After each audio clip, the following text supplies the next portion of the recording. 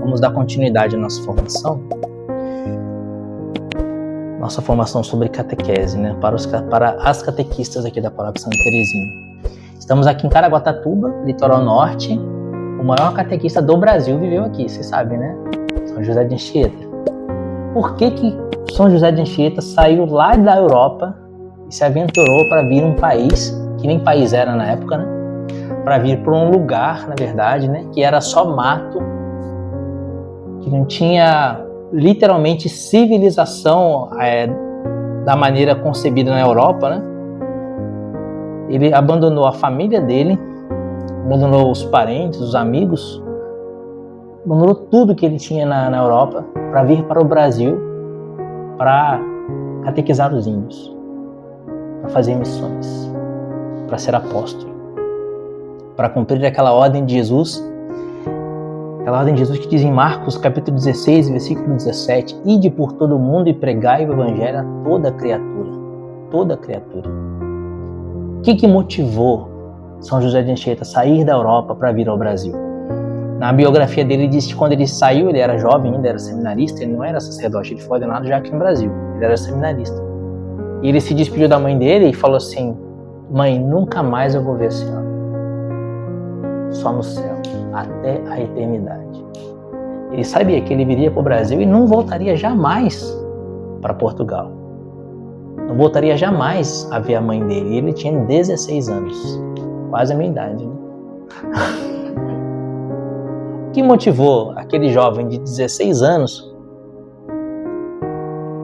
a empreender um apostolado em que ele gastaria a juventude dele, a saúde dele, a fortuna dele, a vida dele?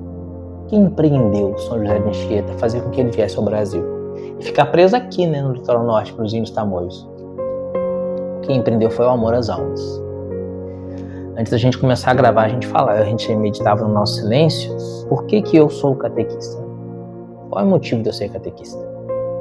Qual é o motivo de eu estar hoje ministrando catequese para as crianças, para os adultos, para os adolescentes? Qual é o motivo? O motivo precisa ser o amor às almas. A gente, como catequista, a gente não tem a missão de fazer pequenos teólogos, né?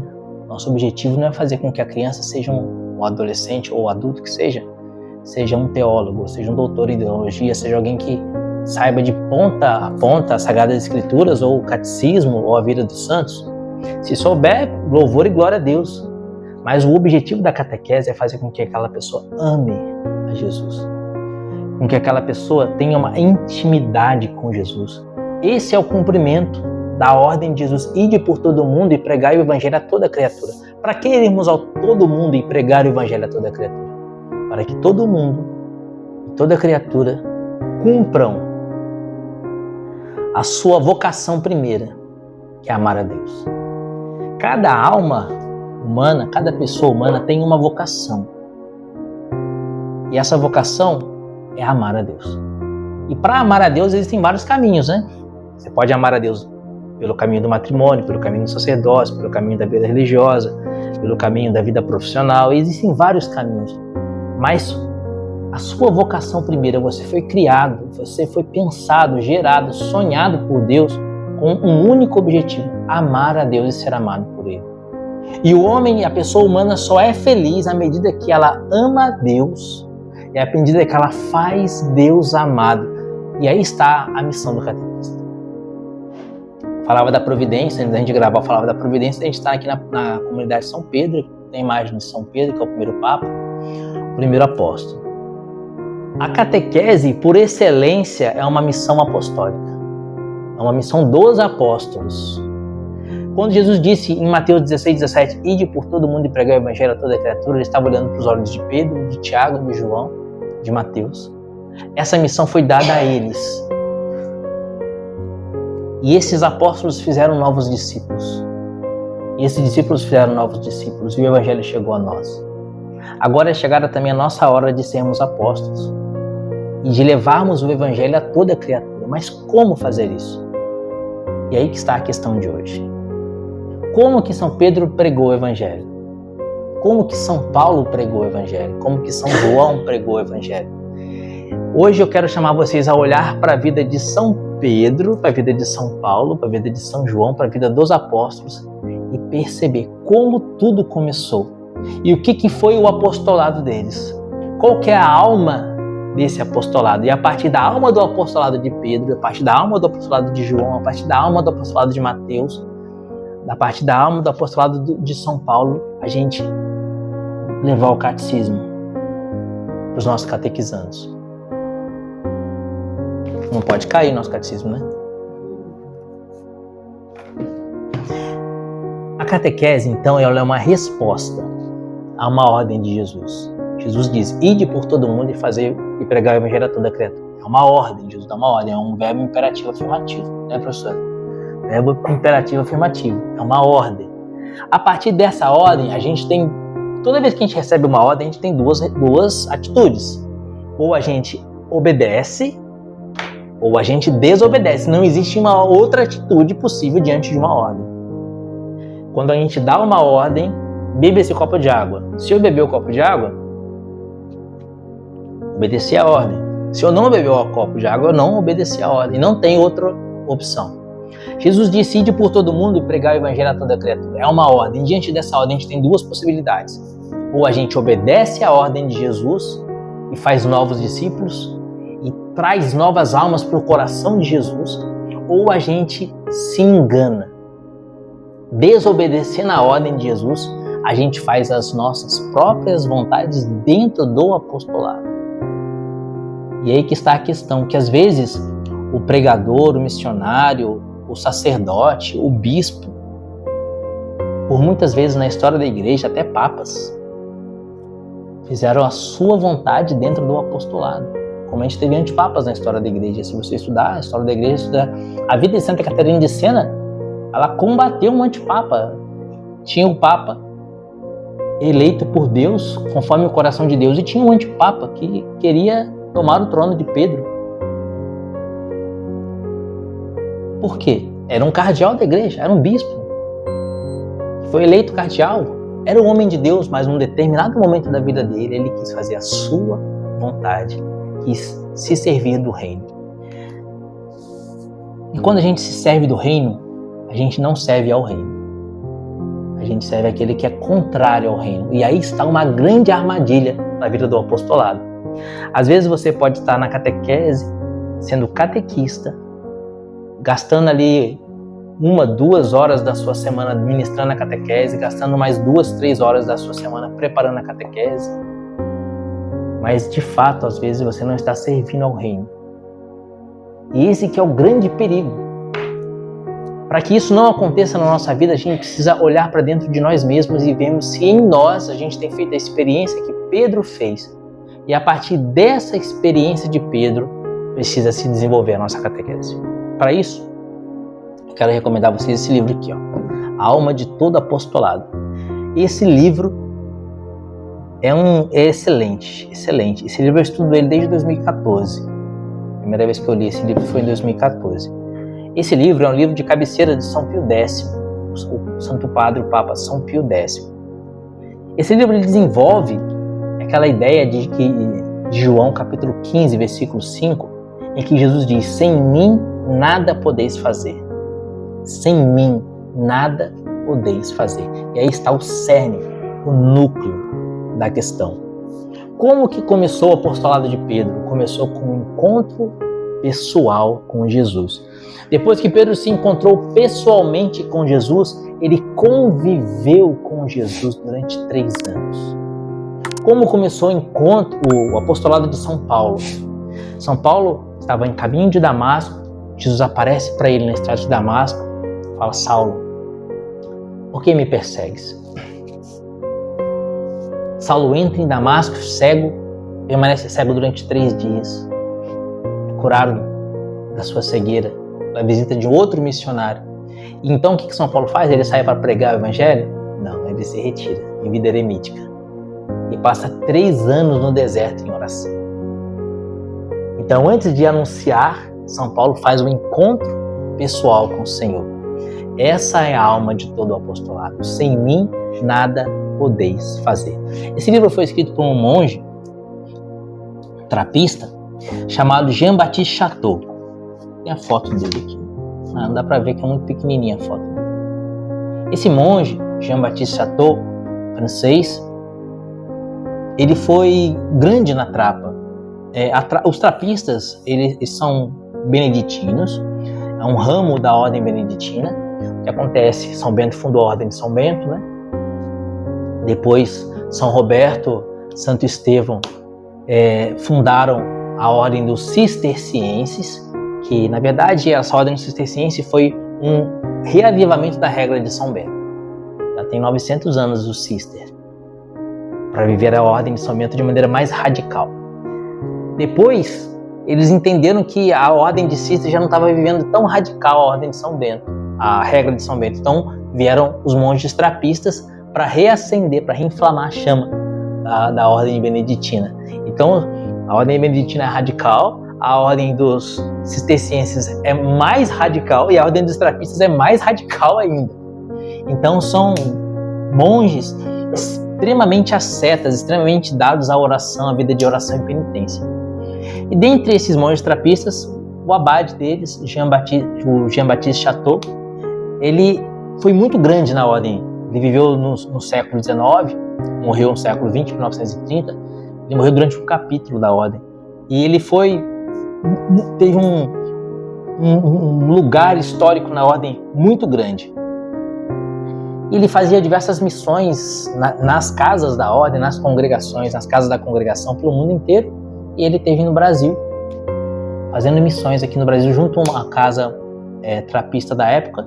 E aqui no Brasil ele escreveu esse livro, A Alma de Estudo Apostolado. Então é um livro brasileiro, apesar do autor ser francês e sempre ter vivido na França, mas quando ele escreveu A Alma de Estudo Apostolado, ele estava no Brasil. Antes da gente ler, para vocês terem uma ideia da importância desse livro, eu quero ler para vocês aqui um bilhete do Santo Padre, o Papa São Pio X, sobre esse livro. Ele escreveu isso aqui para os bispos do Canadá na visita a Et Limina, em 1914. São Pio X escreveu assim, ó: Se quereis que Deus abençoe e torne fecundo o vosso apostolado, empreendido para a sua glória, impregnai-vos bem do Espírito de Jesus Cristo, procurando adquirir uma intensa vida interior. Para esse fim, não vos posso indicar melhor guia do que A Alma de Todo Apostolado, de Dom Chateau, abade cisterciense. Recomendo-vos calorosamente esta obra, que estimo particularmente, da qual fiz o meu próprio livro de cabeceira. A partir desse bilhetinho aqui do Santo Padre, o Papa São Pio X, a gente pode, só desse bilhetinho desse aqui, fazer um retiro. Olha só o que vai dizer o Papa. Vamos entender bem o que ele está falando. Ó. Se quereis que Deus abençoe e torne fecundo o vosso apostolado. Então quer dizer que tem apostolados que Deus não abençoe e não torna fecundo. Se ele falar, ó, se vocês querem que Deus abençoe o vosso ministério, o vosso apostolado, e aqui a gente fala para nós, se vocês querem que Deus abençoe a sua catequese, o seu ministério de catequizar, de evangelizar as crianças, se vocês querem que esse ministério seja abençoado e se torne fecundo, empreendido para a glória de Deus. Ou seja, tem vezes que nós empreendemos ministérios sem ser para a glória de Deus. Não é isso que eu estava falando para vocês? Às vezes a gente faz as coisas para nossa própria glória. Então, se vocês querem que esse ministério seja fecundo e para a glória de Deus, impregnai-vos bem do Espírito de Jesus Cristo, procurando adquirir uma vida interior. Impregnar-se do Espírito de Jesus Cristo, procurando adquirir uma vida interior. Como é que começou o apostolado de São Pedro? Na intimidade com Jesus. Impregnar-se do Espírito de Jesus Cristo, vivendo uma vida interior. A vida interior é a intimidade com Cristo. Santo Agostinho de Hipona, nas Confissões, ele diz assim, ó: entrei no meu íntimo sob tua guia e eu consegui, porque tu te fizeste meu auxílio. Entrei e vi a luz brilhante. Quem conhece a verdade, conhece essa luz. Ó eterna verdade, verdadeira caridade. Eis que estavas dentro e eu fora. Tarde te amei, tarde te amei. O que Santo Agostinho está falando? Ele está falando que ele conheceu Deus quando ele começou a viver a vida interior. Ó eterna verdade, verdadeira caridade, eis que estavas dentro e eu fora. Quantas vezes nós fazemos do nosso apostolado um trabalho, quase que, entre aspas, um emprego para Deus. E aí eu entendo que para eu servir a Deus, eu tenho que fazer coisas para Deus. Então eu faço a catequese, eu participo da liturgia da igreja, eu participo do grupo de oração, eu leio na missa, eu sou da acolhida, eu sou de várias coisas, mas é menos de Deus. Às vezes eu busco tantas obras de Deus que eu esqueço o Deus das obras. E aí o meu serviço para Deus se torna infrutuoso. Deus se torna para mim um patrão e não a razão da minha vida. Eu sirvo a Deus como quem serve um senhor de escravos e não como um filho que tem intimidade com o pai. Deus não quer isso. Deus quer que a gente tenha intimidade com Ele. Para este fim, não vos posso indicar melhor guia do que a alma de todo apostolado, de Dom Chateau, abade cisterciense. Recomendo-vos calorosamente esta obra, que estimo particularmente, ou seja, o Santo Padre Papa Pio X está dizendo aqui que em todas as coisas que ele leu, de maneira particular, ele gosta desse livro. Ele diz, da qual fiz o meu próprio livro de cabeceira. Então, se esse livro fez São Pio X ser um santo padre, literalmente, porque ele é canonizado, o que esse livro não pode fazer na nossa vida? O que esse livro não pode fazer na nossa vida? Para a gente então começar a mergulhar nesse mistério da vida interior, primeiro eu quero dizer para vocês, quero ler com vocês João 15, versículos de 1 a 12, onde Jesus fala da videira. Ele fala da videira e dos ramos. João capítulo 15, versículos de 1 a 12, Jesus diz assim: Eu sou a videira verdadeira e meu pai é o agricultor. Todo ramo que não der fruto em mim, ele o cortará. Então existem ramos que dão frutos, mas que não sejam no Senhor. Esses ramos não interessam, o pai corta fora. Precisa dar frutos, mas em Jesus. Todo ramo que não der fruto em mim, ele o cortará, e podará todo o que der fruto, para que produza mais frutos. Vós já estáis puros pela palavra que vos tenho anunciado. Permanecei em mim, e eu permanecerei em vós. O ramo não pode dar fruto por si mesmo, se não permanecer na videira. Então, o ramo não pode dar fruto por si mesmo, se não permanecer na videira.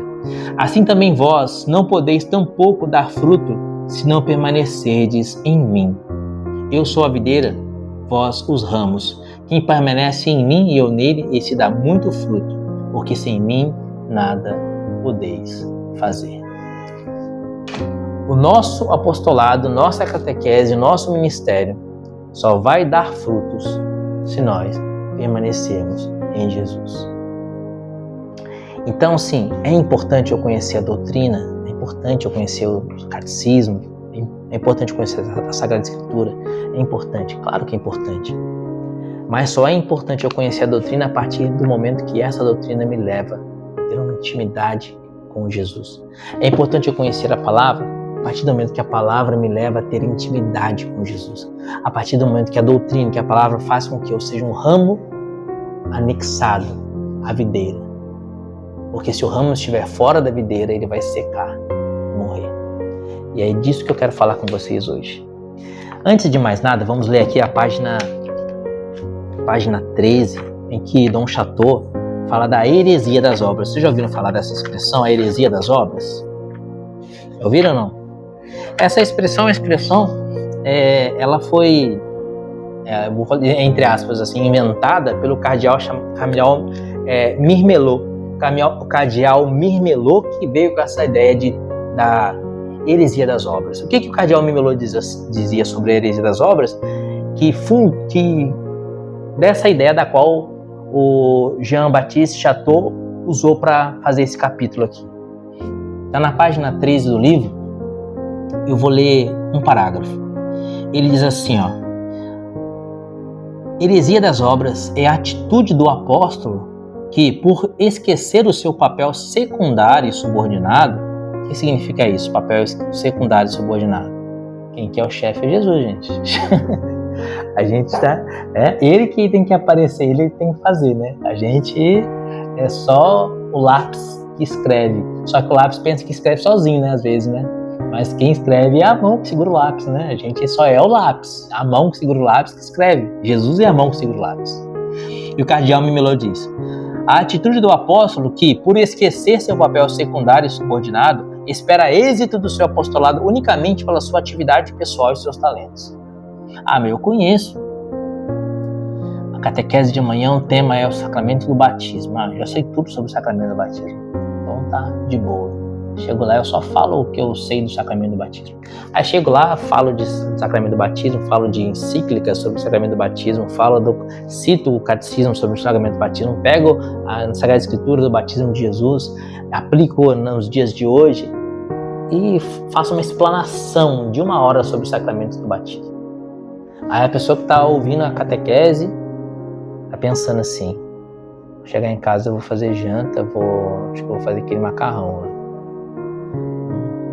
Macarrão não, macarrão pra dormir fica pesado, né? Acho que eu vou um tom suave dormir. Não tá nem prestando atenção. Por quê? Você tá falando, você tá arrebentando, você fala tudo sobre o sacramento do batismo. Você fala, não é pra você falar, é pra Deus falar através de você. Entendeu? Agora, se Deus fala através de você, você fala assim: gente, o sacramento do batismo é o momento no qual o Espírito Santo entra na alma da pessoa. A pessoa, acende na cabeça dela: o Espírito Santo entra na minha alma? Então quer dizer que o Espírito Santo mora em mim? Você disse uma frasezinha e aquilo já cativou o coração da pessoa. Por quê? Não foi você que falou. Foi a mão que segura o lápis. Entendeu? Então não é para eu falar na catequese. Eu não tenho que falar nada. Quem tem que falar é o Senhor. Se eu falar, eu vou estragar tudo. Toda vez que eu vou pregar, eu vou fazer uma catequese, eu costumo rezar diante de Jesus e falar isso para ele: Senhor, toma a frente e faz, porque se eu fizer, eu vou estragar tudo. O Senhor sabe que se o Senhor deixar por minha conta, eu vou estragar tudo. Então, por causa dessas almas que vão ouvir essa pregação, por causa dessas almas que vão ouvir essa catequese, almas essas que valeram o teu sangue na cruz, por causa do teu sangue na cruz, fala o Senhor através de mim. Heresia das obras, a ação de Deus substituída pela atitude humana, orgulhosa e febril. A vida sobrenatural, o poder da oração, a economia da redenção desprezada ou esquecida. Neste século de naturalismo, é frequente encontrarmos pessoas de obras que procedem como se o êxito dependesse principalmente dos seus engenhos e organizações. Ou seja, aquele apóstolo, aquele missionário, aquele catequista, aquele pregador, que ele acha que para a pregação, para a catequese, para a missão ser boa, ele tem que se esforçar, tem que arrebentar, e que se ele não fizer, não vai ficar legal. Sabe aquelas pessoas que são insubstituíveis? Se eu não fizer a leitura na missa, não é a mesma coisa. E eu sei ler na missa. Entonação de voz. É o que eu sei. Aí se a pessoa fala: não, mas não faz assim, faz assado. Não. Desse jeito não. Eu sempre fiz assim que é bom. Assim que é. Desse jeito tem que ser. Então é você que faz, né? Você que escreve. Não é mais a mão que segura o lápis. E ele continua aqui: na sua insensatez, parecem dizer, olha que vai dizer o Dom Chateau: meu Deus, não levanteis obstáculos à minha empresa, não prejudiqueis o seu funcionamento, que eu encarrego-me de levar a bom termo. Ou seja, Jesus, é só o Senhor me atrapalhar, eu faço e vai dar certo. Então, se o Senhor puder, Jesus, não me atrapalhar muito, deixa comigo, que disso eu entendo. Tem 20 anos que eu faço isso. Pregar o que é para pregar? O amor de Deus? Tem 20 anos que eu prego sobre o amor de Deus. Já preguei várias vezes, sem problema.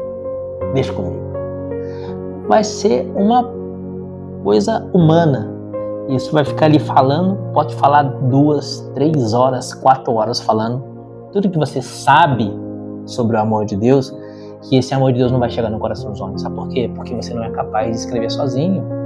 Você é o lápis não escreve sozinho. Tá vendo a caneta aqui, ó? Essa caneta tem tinta. Essa tinta da caneta dá para escrever muita coisa ainda, né? mas ela não consegue escrever sozinha. Essa caneta somos nós. Se nós estivermos na mão de Jesus, e estivermos unidos a essa mão, aí sim, essa mão pode escrever através dessa caneta. Agora, se essa caneta não estiver unida à mão, ela não escreve sozinha. A heresia das obras é isso. É você achar que você pode fazer, você querer fazer, e você colocar no seu conhecimento humano, na sua força humana, naquilo que você estudou, naquilo que você sabe, na sua experiência humana. Você acha que aí está a eficácia do apostolado. Não está. Não está. Eu já vi pregadores que falavam português totalmente errado, sabe? Ela falava, nós vamos, nós vai, nós come. Falava totalmente errado. Não sabia nada da Sagrada Escritura direito. Mas o cara tinha uma unção e a pregação dele tocava o coração das pessoas e transformava a vida das pessoas. Porque ele era uma caneta nas mãos de Jesus. E quanto menos a pessoa sabe, às vezes, parece que mais Deus gosta de usar a pessoa para mostrar que é Ele mesmo que faz. Quanto mais a pessoa pensa que sabe, mais se enche de orgulho. A gente lembra daquela palavra da primeira carta de Pedro, capítulo 5, versículo 5, em que Pedro diz, Deus resiste aos soberbos, mas concede a sua graça aos humildes. E aí que está a questão, núcleo do apostolado frutuoso. O soberbo é aquele que acha que pode fazer. O humilde é aquele que sabe que não é capaz de nada. Capaz de nada. Que só Deus pode fazer através dele. Mas que ele confia no Senhor. Que ele tem coragem de ser um lápis na mão do Senhor e falar, Senhor, faça-se. Isso não significa que você não vai mais preparar a sua catequese. Eu preparei o encontro de hoje, fiz aqui um roteiro para a gente seguir, para ficar organizado, né? Senão eu vou falando assim, sem organização, e o negócio fica sem nexo. Tem que preparar. Mas a preparação, muito maior do que a preparação escrita, é a oração. Hoje, para fazer essa catequese com vocês aqui, essa formação, eu rezei meia hora de oração pessoal e rezei o rosário. O rosário completo e meia hora de oração pessoal para a gente poder fazer essa catequese de hoje. Porque senão ia ser uma tranqueira. Vocês iam perder a noite de vocês. Se eu começar a falar aqui das minhas coisas, da minha cabeça, as coisas que eu penso, que eu acho, que eu sei, uma hora menos de vida vivida para vocês, uma hora perdida na eternidade. Entendeu? Que vocês vão sair com raiva de mim ainda. Mas, com o auxílio de Deus, faremos proezas. Salmo 59, versículo 14. Tudo é possível àquele que crê, disse o anjo a Maria. Lucas 1,37. A Deus tudo é possível. Então vamos continuar nossa meditação. A vida interior. Então a vida interior é necessária para que o apostolado seja frutuoso. E o que é esta vida interior?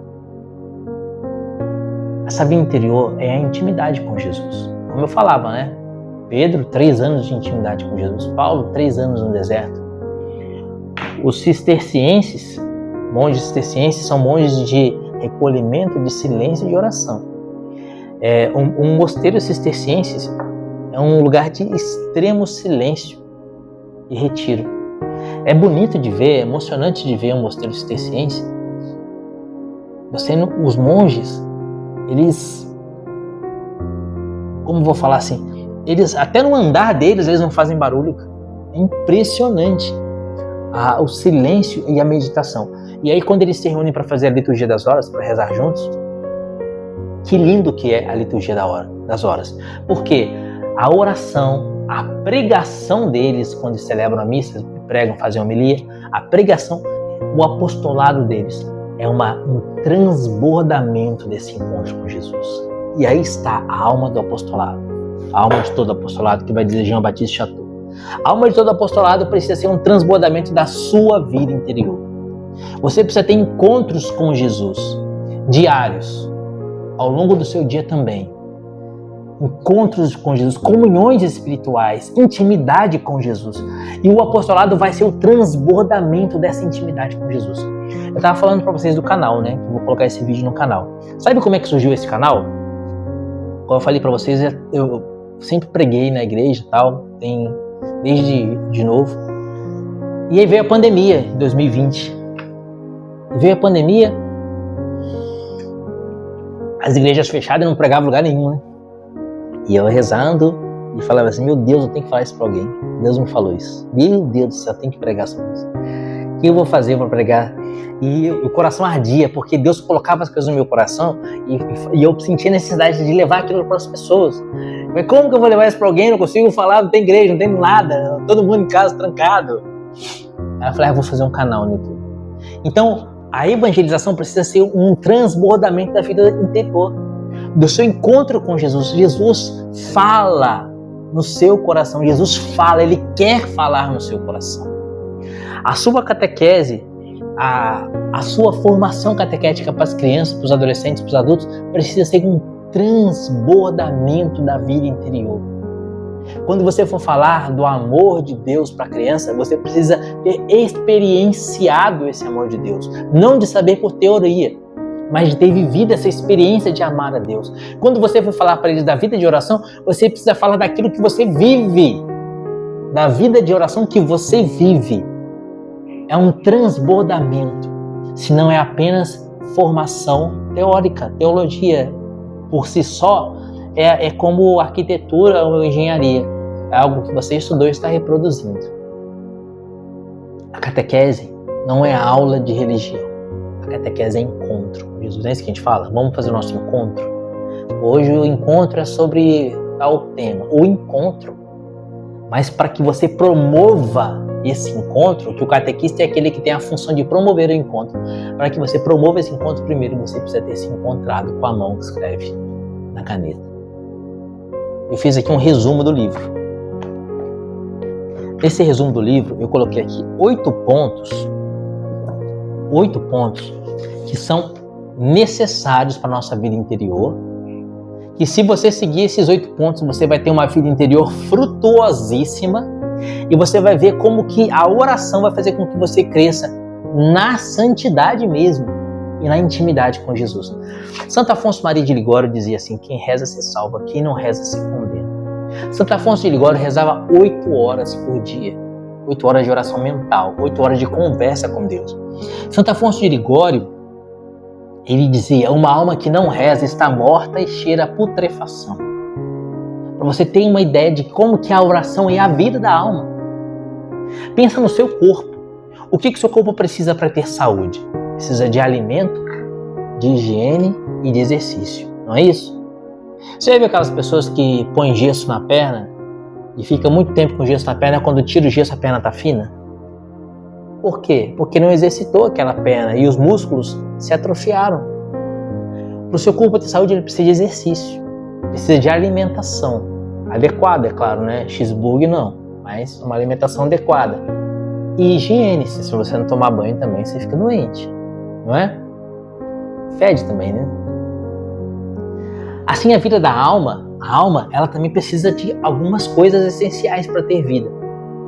E dentre essas coisas essenciais que a alma precisa para ter vida, a principal, a fundamental, é a intimidade com o autor da vida. Jesus diz, eu sou o caminho, a verdade e a vida. Ele é a vida. Para você ter vida, você precisa ter intimidade com o autor da vida. São Francisco de Assis, eu escrevi uma frase de São Francisco aqui que eu quero meditar com vocês. São Francisco de Assis diz assim, a oração é a fonte da graça. A pregação é o canal que distribui as graças que tivemos recebido do céu.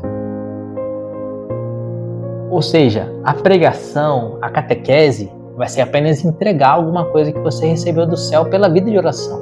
É um transbordamento. A oração é a fonte da graça.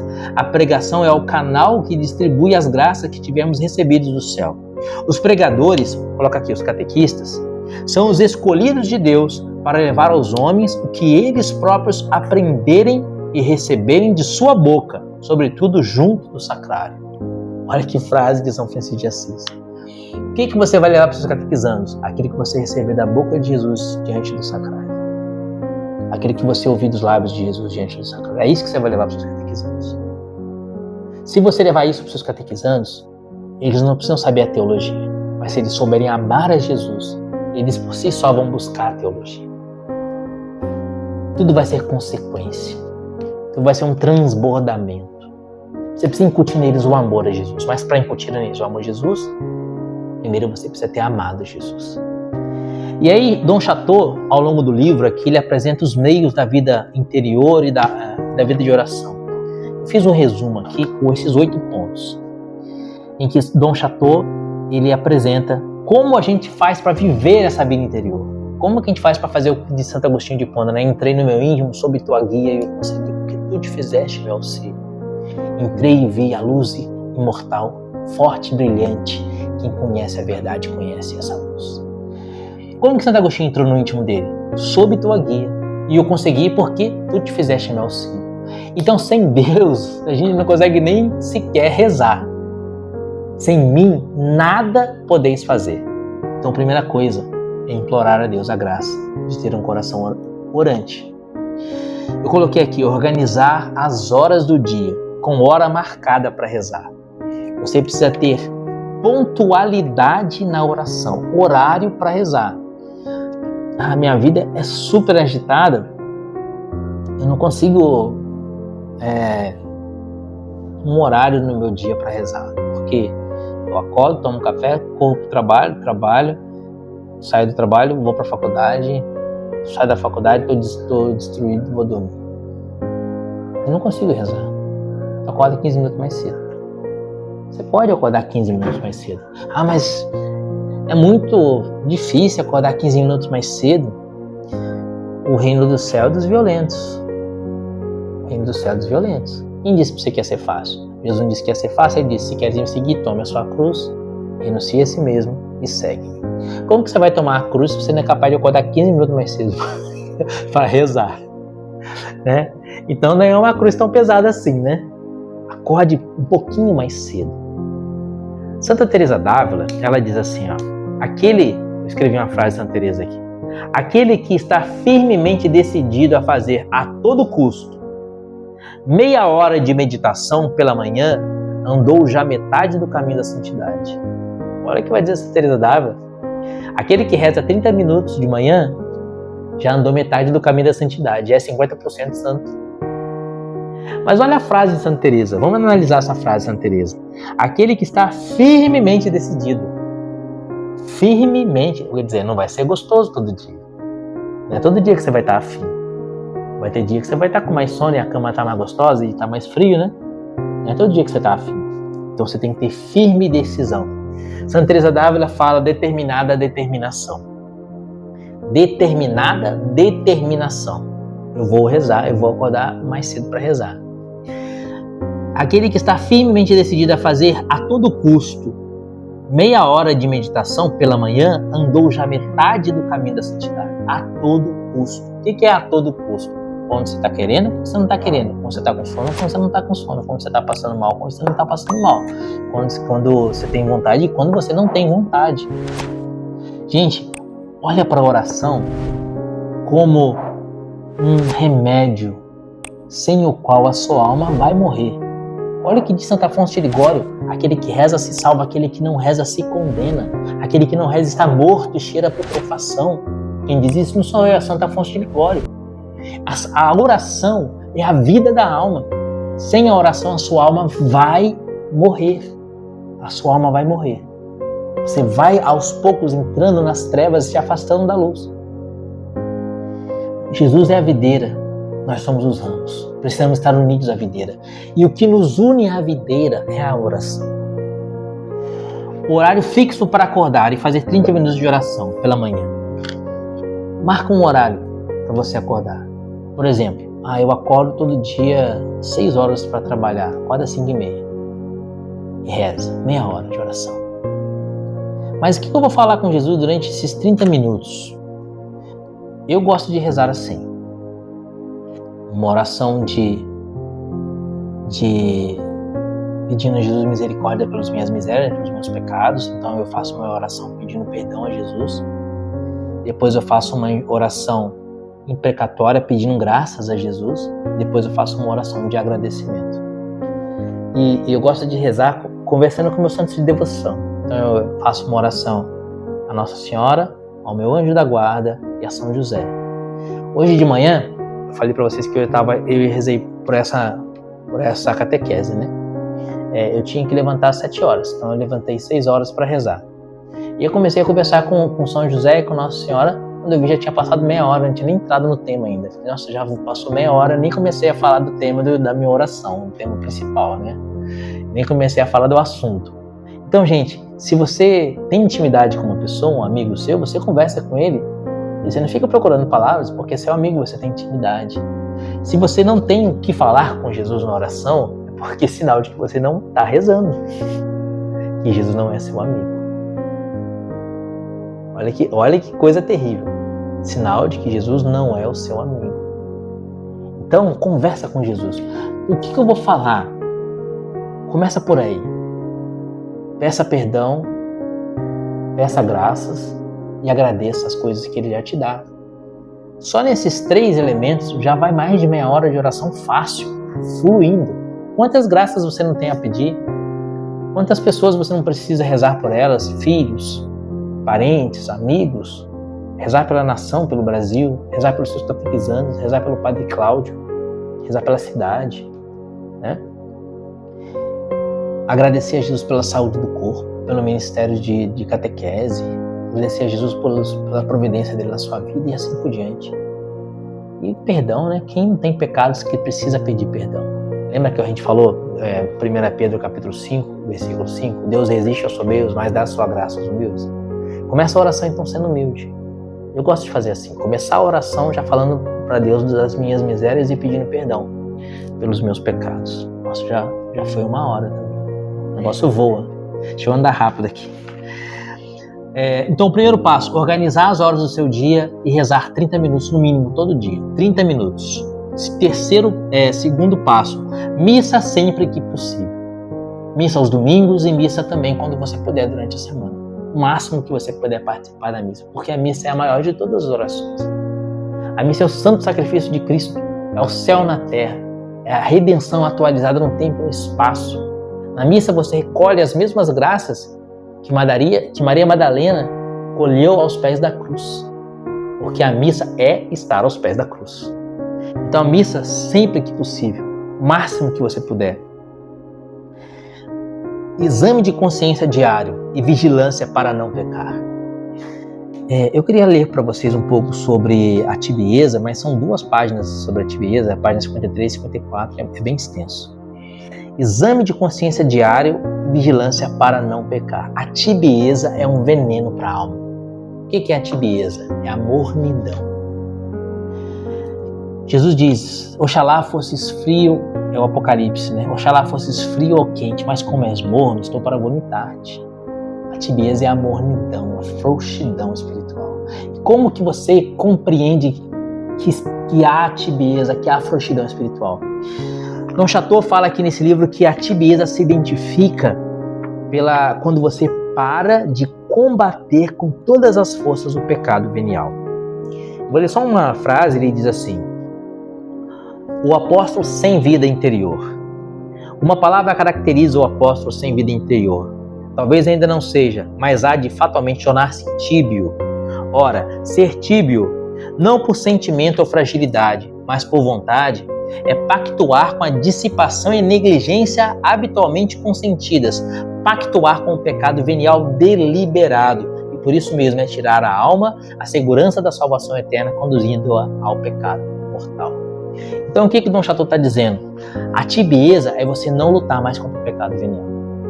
Você sabe que é mentira, mas mesmo assim eu falo mentira. Você sabe que é gula, mas mesmo assim eu como mais um pouquinho. Você sabe que é soberba, mas mesmo assim eu quero ser elogiado.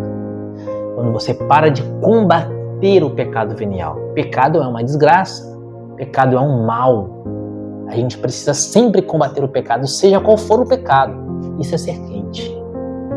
Como que você vai ter vida interior e intimidade com Jesus se você flagela as costas de Jesus com o seu pecado venial? Se você coroa Jesus de espinhos com o seu pecado venial?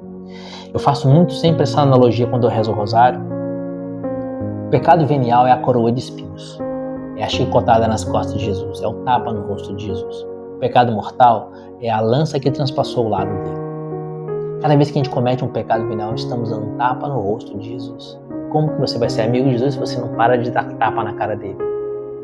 Então por isso a gente precisa combater o pecado venial. Combater o pecado venial. para não cair na tibieza. A tibieza é a mornidão. Deixa fluir, deixa a vida me levar. Só não posso cometer pecado mortal.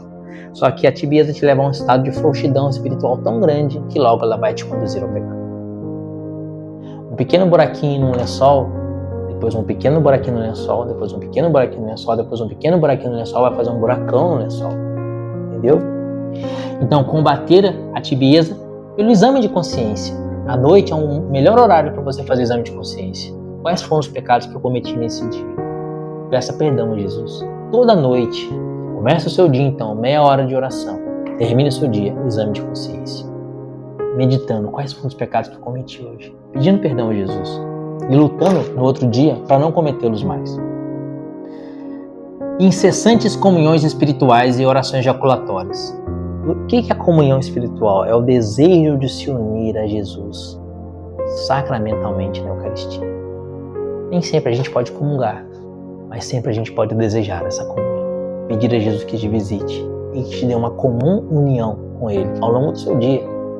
Então faça frequentes comunhões espirituais. Desejo te receber na minha alma, Jesus. Vinde a mim, meu Jesus. Fica comigo, Jesus. Como dizia São Pio de Pietrelcina, fica comigo, Jesus.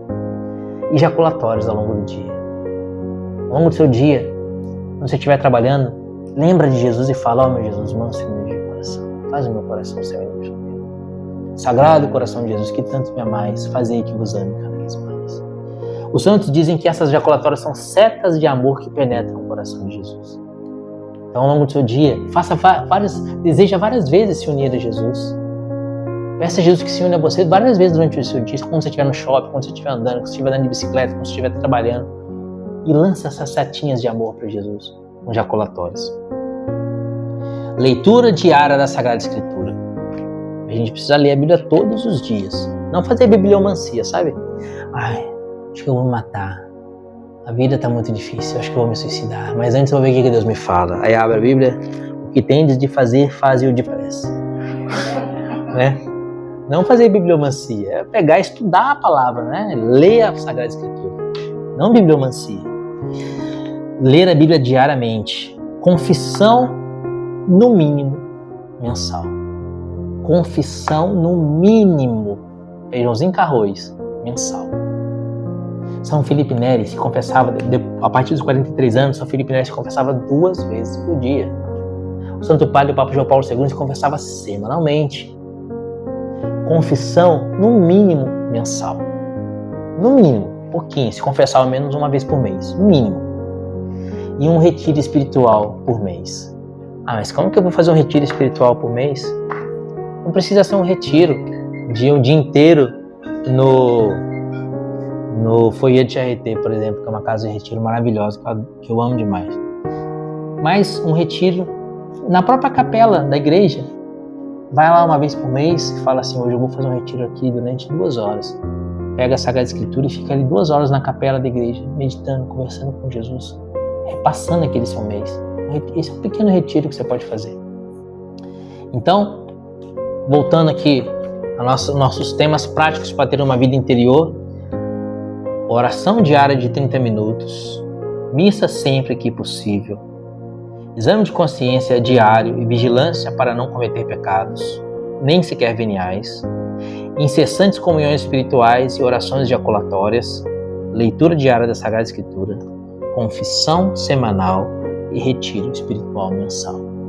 Confissão, eu falei semanal, mas mensal já tá bom, né? Amém? A vida interior. Para terminar essa meditação, quem é o maior de todos os santos? Quem é? Tirando Jesus, é claro, que é santo dos santos. Mas qual a criatura humana mais santa de todas? Quem pode dizer? A Santíssima Virgem, não é? O que Nossa Senhora fez de apostolado? Vida de oração. Nossa Senhora é a maior de todas as santas e nunca fez uma pregação. Ela tinha vida interior. Quem que é o maior santo depois de Nossa Senhora? São José. O que São José pregou? São José não pregou nada. Só pregava prego, né? Que ele era carpinteiro. Vida interior. A vida interior fez a maior de todas as santas, que é a Santíssima Virgem. A vida interior fez o maior de todos os santos.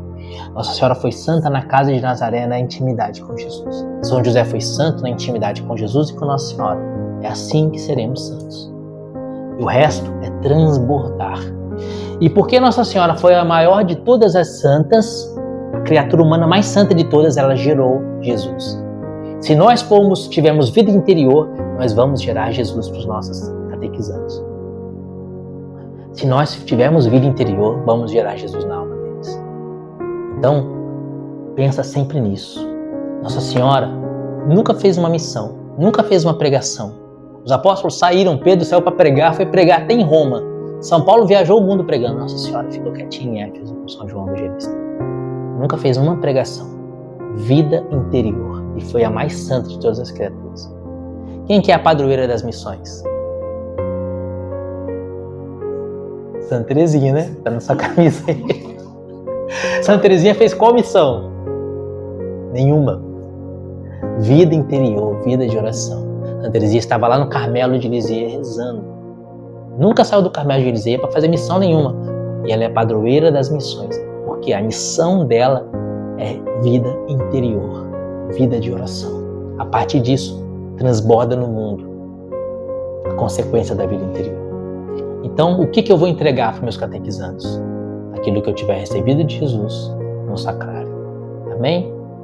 Glória ao Pai, ao Filho e ao Espírito Santo, como era no princípio, agora e sempre. Amém. Santa Teresinha do Menino Jesus, rogai por nós, Santa Mãe de Deus, para que sejamos dignos das promessas de Deus. Em nome do Pai, do Filho e do Espírito Santo. Amém.